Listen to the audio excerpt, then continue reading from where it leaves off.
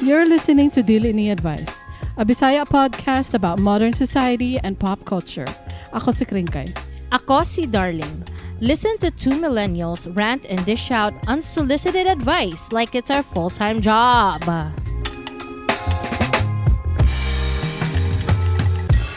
Hello, hello, hello! Hi, everybody! We're here again. We're live, and well, for Spotify listeners, we're not live. This is episode 115. And how are you? How are you sa ta before we proceed with the other stuff? How are you? Like, let me start with you. How are you? Nakalimot ko sa atong script. Sige, wala man ko'y masulti sa akong kaugalingon, oy. Kanang, wala gyud ko'y Sige masulti sa akong... sige lang kag-add to cart. Sige kag-add to cart mo nga ingana. Nag-add to cart ko, pero wala ko naga-check out. Kaya dili palagi ko ka-afford. Nagbayad pa ko utang, manggod. Daghan pa kay utang. Anyway, ako ang gipang-add to cart. Thank you for asking. Ako ang ginapang-add to cart kay I want to buy a new phone case even though I don't need it because I still have a solid and sturdy phone case. I'm looking at new phone cases for my phone. And unsa pa to akong gi-add It's to very cart? essential. It sounds very important.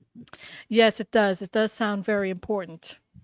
Unya, unsa pa man ha? Dili ko updated ay kanang naagud kay mga ginapang post no sa imuhang Facebook. Unya dili ko ka-relate.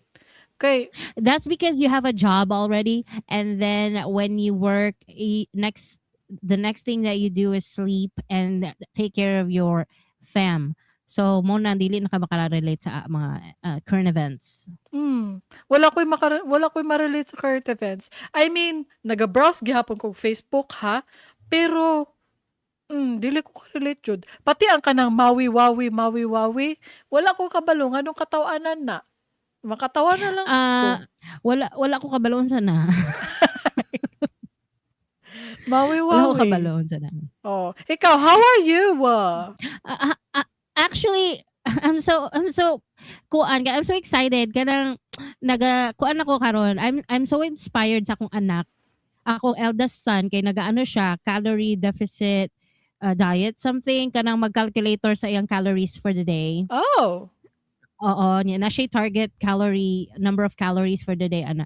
Niya naging ana pug ko, and FYI to everyone who are, doing that as well. Nay uban manggod kring nagagamit jud og app na premium, like they are paying for that app para magpapayat, right?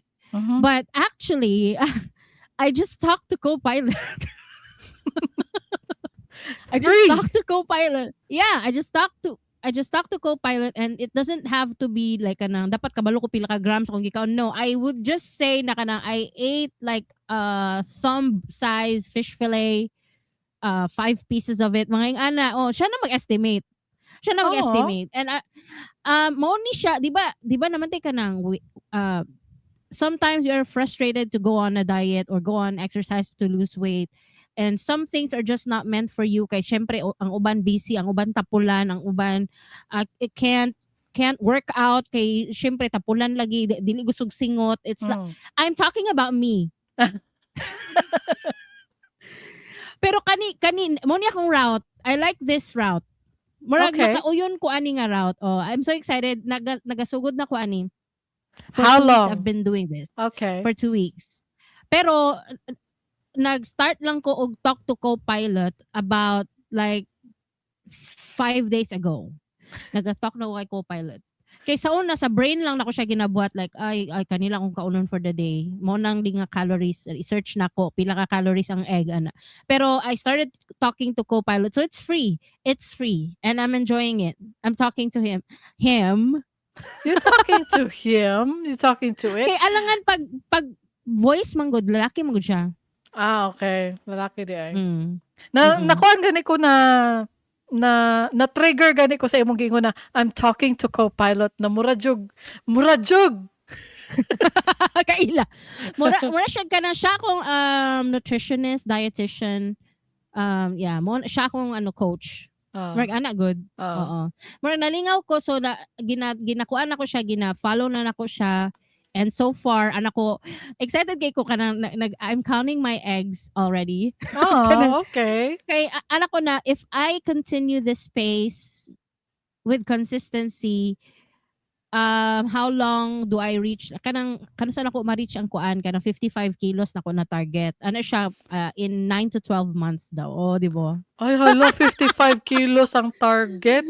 Oo, 55. Oh, drastic kayo, no? Drastic yun kaayo ay. Oh, dili siya drastic. Uy, kay 9 to 12 months, good siya na ko malose. A total of Okay. 25 kilos daw. Okay. Okay. Daw. Oh. All right. All right. I'm excited for you. I'm excited to see you, your thinner self. So let's remind me in 1 year. Hala, oy, ang audience ang mo remind baling na mayat kaling wala di. Hoy, katuganing Anyway. gi-announce na ko nga naga-walking ko matag gabi eh. Wala naman to na dayon. Di Wala mo naman. ganin akong pasabot, Kring. Mo na akong pasabot like kung mulakaw ko, mag-start ko lakaw, I know, I am self-aware. Dili ko magdugay ana nga routine kay dili ko ganahan og makatamak kog tae sa dalan kay ngit-ngit, di ko ganahan makasugat og iro kay kanang usay madlo ko kanang mga surprise attack, rar ana ba? Mm. Madlo ko na or kanang adlaw ta magpasingot, init dili ko kay vampira biya mi, look at my house, it's so dark. Yeah. You already know that. I So already dili ko compatible ano ng mga ana. So I feel like this calculator, Copilot, calorie counting thing is my route. That's where I'm going for. Kanang murag nga na ba? Oh, murag nga na jud. All right. All right. Anyway, Mm. by the way, nalang ko i-share sa inyo, kadali lang jud kayo please. Kay I want to vent. Kanang di ba nabanggaan among sakyanan? Not necessarily nabanggaan kanang kuan siya kanang nalagputan mi og taya nga part sa rim sa jeep. Mm. Kaya ang jeep bulok na nabuto iyang ligid na nalagpot ang iyang rim na adto sa mong windshield. So you already know that. That happened 2 months ago, October 5. So fortunately niabot na katong Friday last week. Niabot na ang windshield na gi-order sa China. Kay Chinese man among car. Mhm. So niabot na ang windshield, then ang kasa where we bought the car is now repairing or kanang ginataod na ang windshield sa sakyanan. Now, there is a participation fee na dapat bayaran. 'Di ba? Kuya, ba na If you use, participation fee? yeah, that's normal. If you use your insurance, you have to pay a certain amount as a participation fee. So muna na. Nagkasinabot na misa nakabangga sa mua kay wala man dyan sila, there's no cost to them. Dili sila mo bayad sa quotation 77,000 na quotation sa kasa sa amount sa windshield and sa dent na nabuhat sa car, sa pintura, etc., sa repairs, sa labor. Dili na nila bayaran, 'di ba? Hayahay kayo sila. My Swerte. insurance. Oo, ang insurance na ko ang mobayad ana tanan. The only thing he has to pay is the participation fee. It's just 4,000. Karon, kagahapon, nanawag siya sa akong bana. Kay sila man doon nag-communicate. Wala ko'y appeal kay basta na feel ni naknak, dili ko ni apilon kay kagahapon. Gusto na ko ilugon ang cellphone. Ako'y pastoryaha ba kay dako? Kring, pag magstorya siya, si naknak, di ba, kabalo man mo? Ay, wala sila kabalo. Pero si Wala. Kring rin kabalo. Si naknak pag mag-istorya, kuan lang normal lang gina iyang voice. Pero Mhm. wala siya naka-speakerphone, madungog na ako ang operator sa jeep. Dako ka siya tingog murag ginakasab-an niya akong bana. Ay, dili Okay? na. Murag ma-trigger ang imuhang justice system sa imuhang kalawasan. Ay, oo, dili ba pwede. Kailangan ba akong justice every day, Mm-mm. every minute of my life. Kailangan dili pwede patas na patatanan. Dili ta pwede api-apihon. Karon gusto na ko ilugon ang phone, ni gawas yun sinaknak sa balay. Dili, ni gawas jud siya sa balay, Kring, ni gawas jud siya, ni adto siya sa may hagdanan, dito jud siya nakigstorya kay dili siya gusto nga ako ang makigstorya kay basig mag-away daw mi. Murag Yeah, ana may tabo. Dili man jud ko kaagwanta kay dugay naman, Kring, kabalo ba ka na dungog na gud nako sinaknak, nagsyagit-syagit na gud siya. Da, Oo, nagsyagit na siya sa pati si Mami, my mother-in-law, my lovely mother-in-law nga nagtapis pa. Migsa ka pod, nakadungog na siya nga iyang anak nagsyagit-syagit na sa hagdanan kay nagsinagitay na sila sa operator that is refusing to pay for that 4,000 na participation fee. Hala ka, unya unsaon man aron? Oo. Wala na gani sila'y hassle, siya pa'y nakabangga, wala pa siya na-hassle kay dili siya ang magbayad sa katong damage na yang nabuhat sa among sakyanan. Tapos siya pa'y nasuko, kring ano daw naay participation fee. Ngano daw bayaran daw na niya. Ana good ya. Nasuko na ko kring kay siyempre nagsiyagit-siyagit naman si Naknak. Ning gawas jud pod ko. Oh, So nagsugat na mi sa akong mother-in-law. Me and my mother-in-law nagsugat nagipat ko nga ana na mo si Naknak. So nisyagit po ko dito, nisyagit ko kring ay, di jud ko kagwanta kay dako kayang tingog, wala naka speakerphone per dako. oo. Wala naka speakerphone ni anak ko for Australian. Wala siya naka speakerphone pero madungog na ko ang tingog sa operator so ni anak ko nga di man jud dihatag sa akong cellphone ni syagit na lang ko nga ikaw man ang negligent kay imuha man ang bulok nga jeep ang nakadisgrasya sa mong sakyanan kami ang nahasol for 2 months nagamit mi og laing sakyanan kay para mahatod lang ang mga bata sa eskwelahan and nagagamit pa ay nagabayad pa jud mi gasolina nga dapat dili baya unta kay electric baya namong sakyanan na imong nabangga nga dili namo magamit bula na akong baba. Nadungog niya, nahilom jud siya. I can hear it, nahilom siya sa speakerphone. Hala, ganahan ko. Sa speakerphone. Ganahan ko nga Nadungog naay justice nga nahitabo kay nahilom man. Oo, nahilom siya and then gibayaran niya within the day. Ay, ganahan ko katong- ana. Oo, naglagot manggug ko kay wala man sa ingon nga kanang I'm sure akong bana jud ang nagkuan ato nag-pacify siya na ang nag-solve para mabayaran. Pero he needed to hear that nga siya ang nanghasol sa amua. Kay sinaknak manggod, matter of fact kay mustorya kung unsa ang facts, unsay solution ana. Dili na niya ipamuka sa imo nga sala nimo ana. Dili siya ing anak kring, dili siya kanang petty ba? Wala siya Pero yung wala kailangan nang na tong upload. pettiness always. Always. Ay, for my case, always dapat. Yes, I'm Sa inyo agreeing. ha, okay lang. Sa inyo ha, okay lang kung dili mo petty. Pero sa ako, ako manggod ni. So, okay, I need justice. So, mo to nabayaran. Anyway, let's move on. Alo, nagyaw-yaw na siya. Nagyaw-yaw na siya. Wala pa ta nagsugod, nagyaw na. Gani. Mag-thank you to sa atong donors, B. Kabalo ba mo? Happy kay ko kay natay bagong donor. Thank you to our donors, Ter, Yayu, Carmen, Steven, Sonia, and Cicero. Or Cicero din. Wow! We have a new donor! Hello!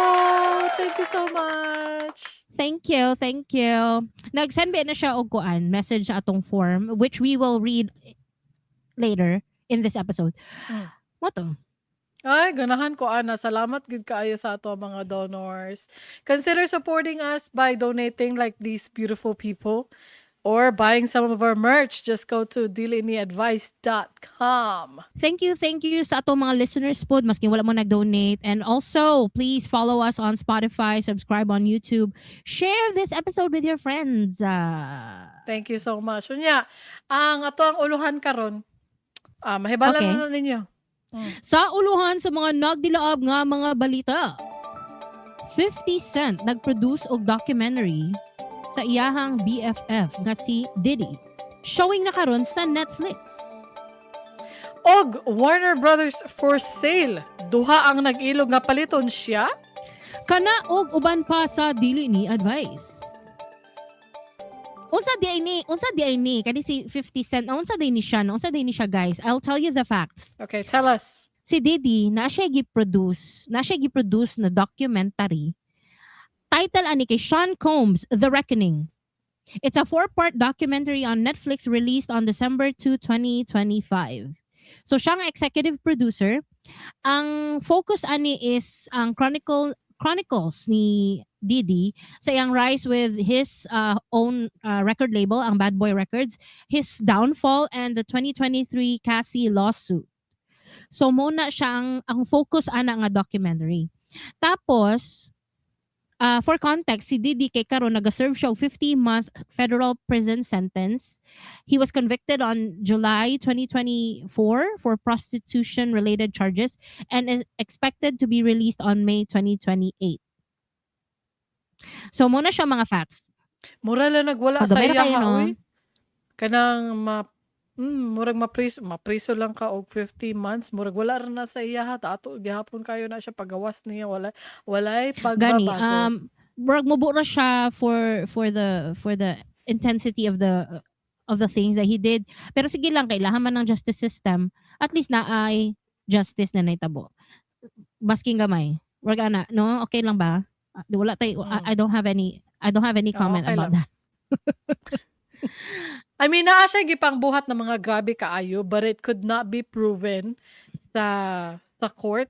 So that's why ang katong na-prove lang is katong mga unsa to? Transportation Katong murag, of katong prostitution, trafficking. whatever. Mga minor lang ba nga issues mo nang dili Mhm. kaayo taas. Kanang gibuhat daw ni Diddy na gibuhat daw ni 50 Cent ang documentary. Kay niana siya nga para daw dili ma-perceive ang hip hop as complicit sa culture na ginabuhat ni Diddy.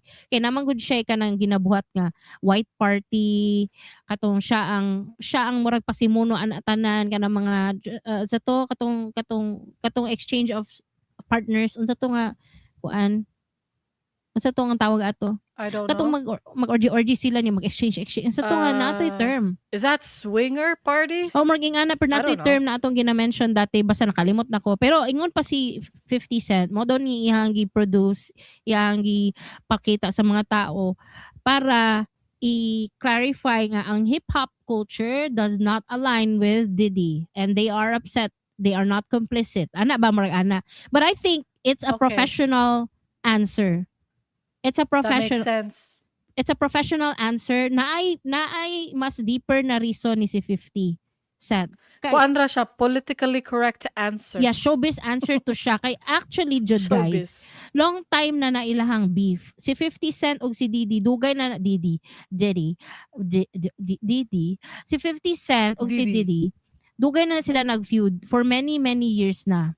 So I feel like this is a revenge content. Revenge. That's what I feel. Yes, that's what I feel. Murag, Is my opinion. oo, kay kung kalaban mo, ni nakulong mo kalaban, what else should you do? Just kanang unsa ba, tamakan na jud ang nakulong, tamakan na jud yung pagkatao, maghimo tag documentary. Tapos, ang timing pod pag drop ani nga documentary, didto right pag drop ani sa Netflix, gibuhat ni siya right after Diddy's conviction didto sa kuan sa katong iyahang kuan ba, iyahang sentence ba. So it's like kicking a man when he's down. And actually si Marlon Wayans, if you know him, he's the white chick. The white chicks White nga, the white chick nga artista ang bida ana. Gi-call out niya si 50 Cent for doing that, kicking a man when he's down nga. Naglabas pa siya documentary nga nalabas na ang murag conviction ana. Murag ana god. Mao ba? So meaning amigo kay si Marlon Wayans ug si Diddy. Mao ba? Okay, Uy, nabaya meme. Image ni Grim Reaper. Okay. Sa kaportahan si Ja Rule.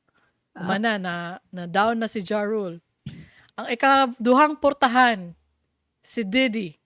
Umana na down na niya si Diddy, nakuha na ni Grim Reaper si Diddy. Okay. Ang ikatulong portahan dito siya Ay, masuktok na padulong. let me guess. Wala ko kita sa meme, but let me guess. Si Jay-Z. Dili, Ay. si Marlon Wayans. Si Marlon Wayans. Oo. So si Marlon Wayans ang next na target ni 50 Cent. Kasi 50 Cent ang Grim Reaper. Mao ba? Anyway, usa pang laing ways nga petty si 50 Cent. Actually guys, si 50 Cent is a Cancer. Ang zodiac sign niya ba? Ay, pareha mo. Let me confirm kay dili ko sure, dali lang. Is 50 Cent a Cancer? Leading man kayo na yung question. Ay, I don't what care. Is his zodiac Wait, sign? si co-pilot, he's telling me facts. Yes, 50 Cent is a Cancer. He was born July 6. I'm July 16. It's a fact. Oh, I'm not Okay. leading. Okay.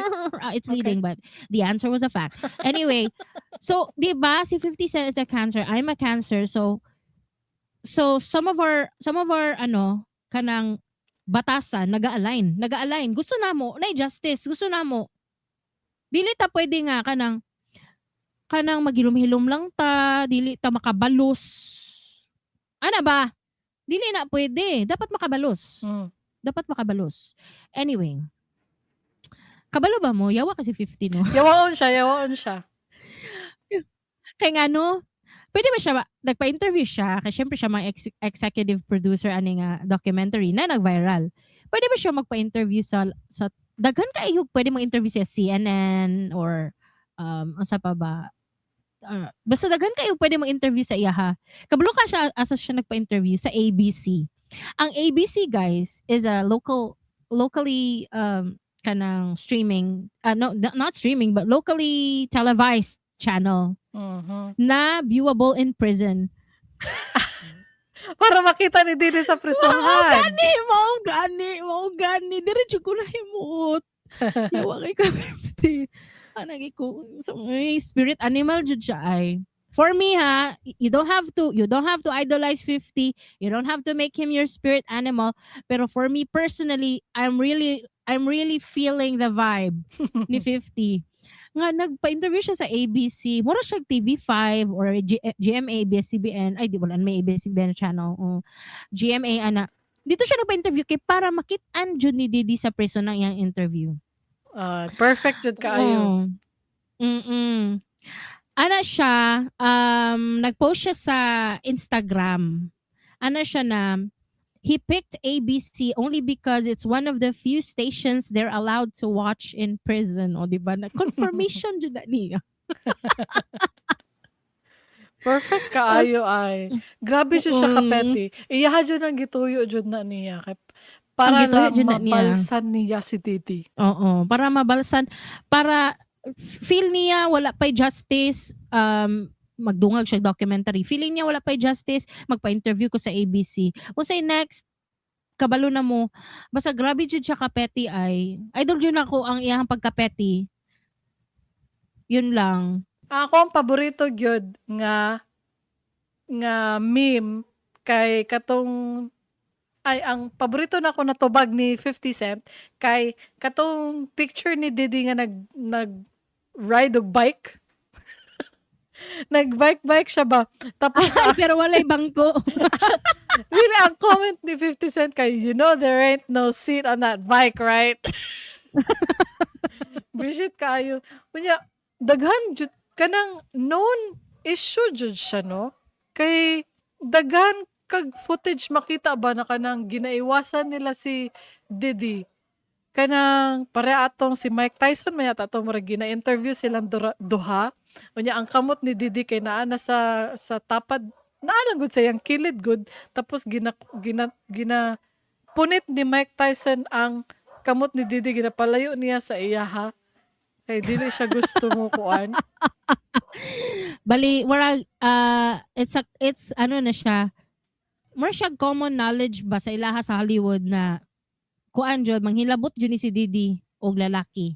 Oh, murag napatoy isa ka footage na murag na ay boy band man yata to. Tapos murag walay motapad sa iya ha. Kay gina-interview ang Didi o ang boy band. Murag walay motapad sa iya ha.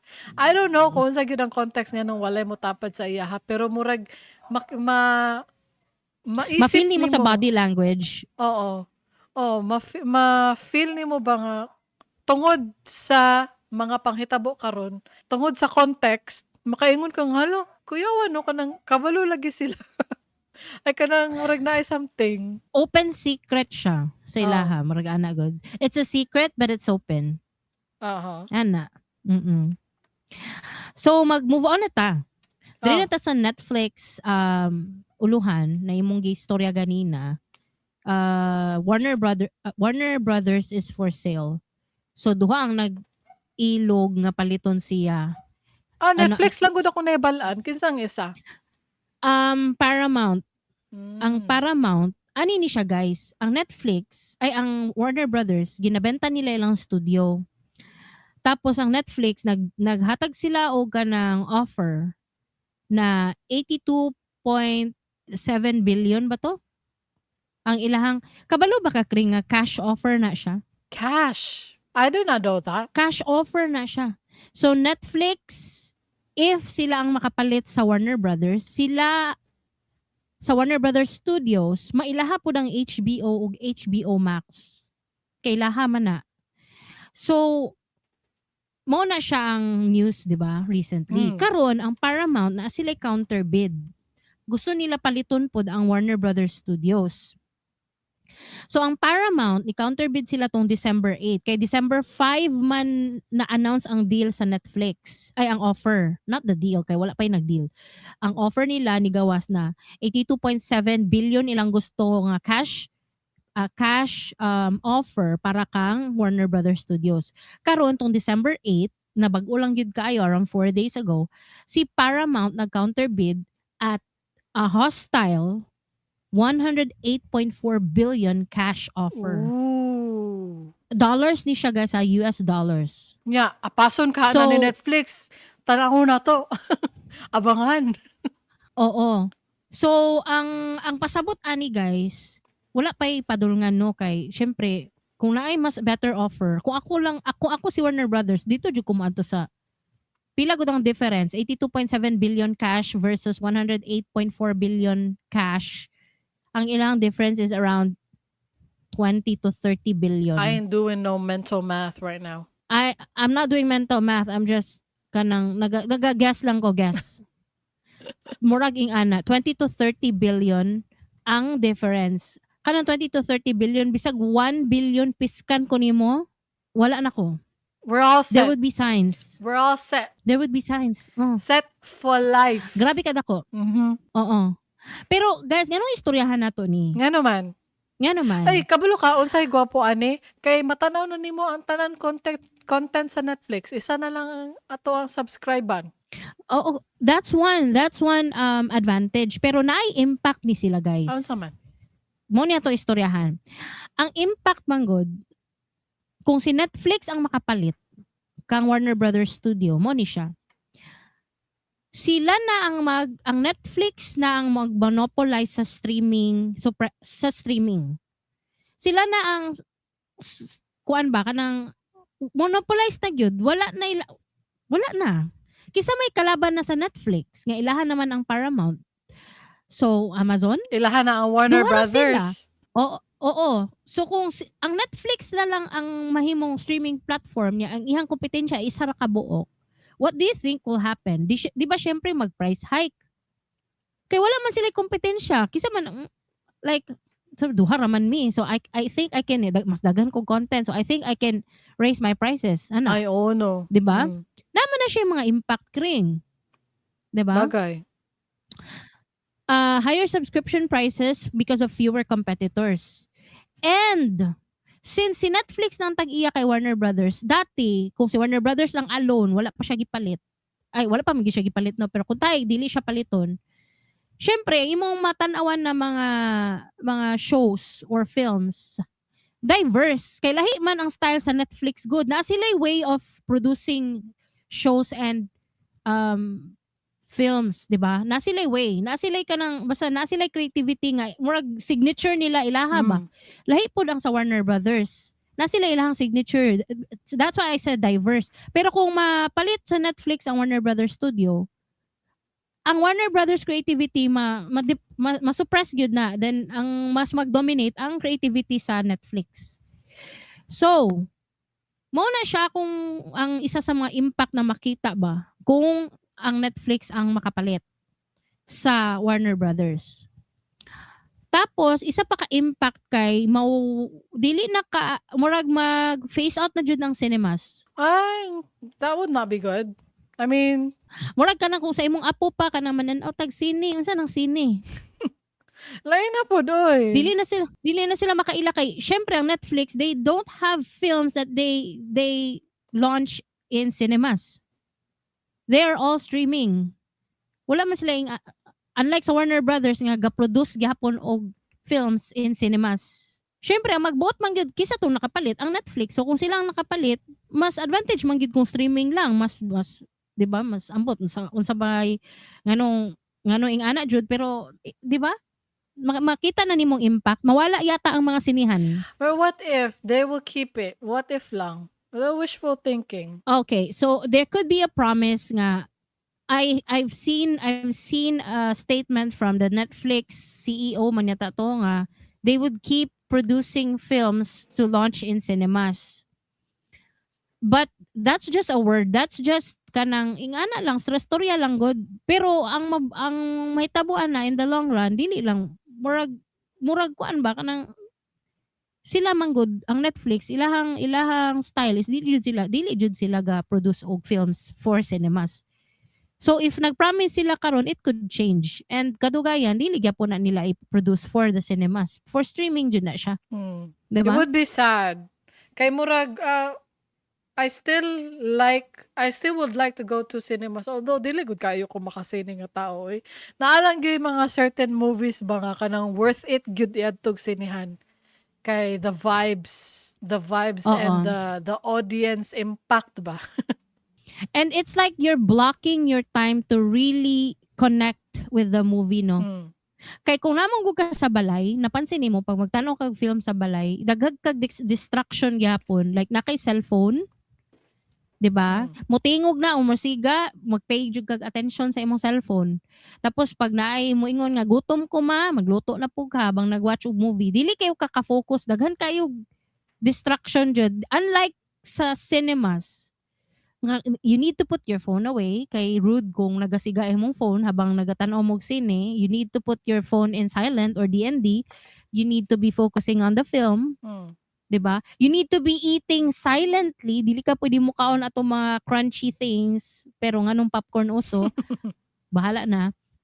Pero 'di ba daghan kayo kuan, pero lahi ra jud ang sine no bitaw. I Bitaw. like it. Speaking, Tapos apa ko isa nakita.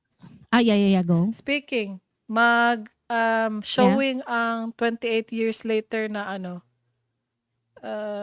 Basta na sequel, April 2026.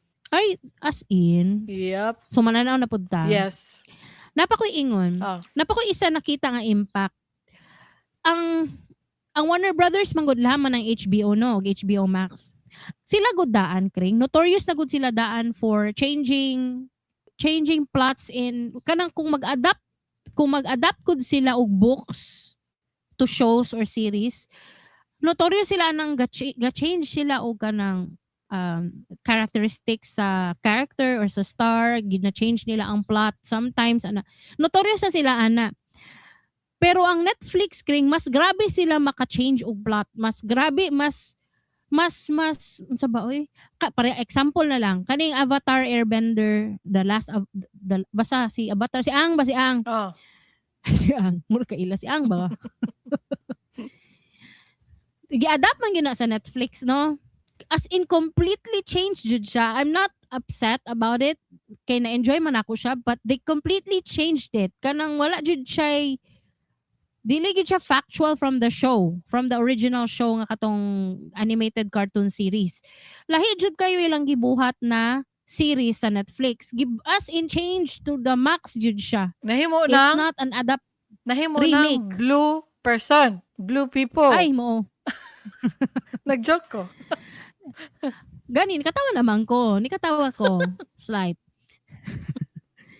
Dili ba, I mean, kung ang pag-change sa HBO is slight changes siya, pero mag-follow gyapon sila sa story a little bit. Na i-change sa plot, pero nagyapon diha, on track gyapon sila. Ang Netflix man gud, wala nila gi-adapt. Gi-remake jud nila ang Avatar The Last Airbender nga animated cartoon series. Gi-remake jud nila. Meaning, there's never one thing na kanang same. Nga naman. Murag ana ba? What's the purpose ana oy? Ang budget? Di ba Kay kung syempre taas man kayo. Di ba kung naay remake ba? Kay di ba remake is buhato nimo, sundugo nimo, or you remake the thing. Ganang ngano i-change man. Obviously, kato animated cartoon series is just drawing. So mas taas ang story, daghag episode, ang mga ang scenery, 'di ba? Dali lang kay drawing lang. Unlike kung live action na siya, you need to have like a real kanang giant studio to remake the background, to remake the feeling nako budget. Basta mo na akong nakita nga impact. So kung pangit na gani daan mo adapt ang HBO, mas mo pangit pag yun na sa Netflix pag abot dito. And concern ko kay concern kayo ko kay ilaham sa HBO manggod ang Game of Thrones, the universe, Oo. the lore. Ilaha manggod na tanan. Ilaha ang Game of Thrones, ilang House of the Dragon, ilang A Knight of the Seven Kingdoms. Dagan kay sila, dagan na sila kanang unsay tawag na kanang mga branches of that ba? Unsay tawag na kani? I don't know. Worlds. Oh no. Oh, dagag worlds na, dagag Universe. series na from that original series na Game of Thrones. Dagan na sila gipanghimo na mga sangay-sangay na mga series. So, murag na goal ko kay basta naguol ko kay basig lahiuna na po nila. Anyway, mo lang to nakakita kog impact ana. Also, kung ang Paramount ang madaog sa bidding na jud ni, I don't know. Kung ang Paramount ang makapalit kang Warner Brothers Studios, Paramount would control both Hollywood studios and major TV networks. So, it's creating a vertically integrated powerhouse. So, ma-retain ang ubang show sa TVs, ang uban sa streaming. Kaya na ba Paramount na streaming platform, no? Mm-mm. Onya, potentially more theatrical releases will be preserved. Kay ang Paramount ay ang Paramount nagaproduce yun sila og shows for or films for cinemas. We like that. And then kung ang Paramount po daw makapalit kang Warner Brothers Studios, it means dili ma-monopolize ni Netflix ang streaming platforms. Kay daghan gyapon sila. Like it's not just 1 and 2, it's 1, 2 and 3. So meaning competitive gyapon ang prices. That's nice. So oo, mo na akong nakita na impact. Actually dili ako ng mga observation kang co-pilot na siya. Thank you, co-pilot, for sharing your opinions. Gani. And kanang di ko mutuo ka kring na just like Cash. I think ingon ni co-pilot, there are concerns about there are concerns of kanang debt strain. Kay kung i-buyout gyud na for $108 billion, kailangan man sila mangutang. So, Sa may tabuan na.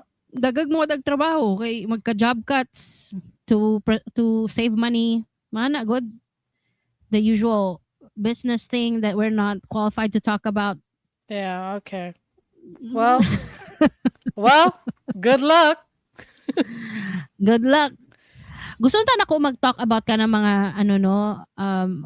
katong TV5 releasing a statement about ABS-CBN not paying their remittances, what they owe to TV5 for 1 billion pesos. Gusto ko mag-talk about like really, but I can't because it will lean us towards politics again. Ano man. And I'm trying to avoid that because there are so many people already talking about it, and there are so many people talking about politics, and they're more passionate about it, whereas ikaw dili ka passionate about that. I am passionate about that, but I can't talk about it because I'm trying to keep our content politics free as much as possible. That's fair. I want politics free. Pero ang natingala ko kung anong mahimo siyang politics. Mo gani, if you really want me to talk about, let's talk about it privately na lang when we see each other soon. I can't talk about it. I can dali lang siya i-connect nganong mahimo siyang politics. Mo ba? Dali lang kaayo. Dali lang kayo siya ma-connect. So, diri rata kutob, guys. Diri rata kutob. We're sorry. We're sorry to disappoint you about not talking about TV5, asking ABS-CBN to pay their debts worth 1 billion pesos. But like I said, if you open your news feed now and you're into politics, you should be able to see their opinion of many different people, from many different people. Okay. Diri na takutob and mag-shoutout sa itong mga comments. Yeah, ikaw magbasa ni first kay ako manggod si John Blank. Dili ni Bisaya unta na lang kay Ingrisera pod si Darling. Gani no? Wala na gituyo. Oy, siya man gyapon siguro ni. Si Kuan katong sa Spotify. WPPJR. Ay, kay naa sila JR. Yeah, na Gidoks. P, na J, na R. Oh. Ay, siya day Siya na gihapon ni. Oh, Oo. dapat mo na ang title sa ato ang podcast na. Imbes na dili ni advice. Dili ni Bisaya. Dili ni Bisaya. Bitaw. Spin-off. Oh, Ay, mo din akong gipangita na word ganina.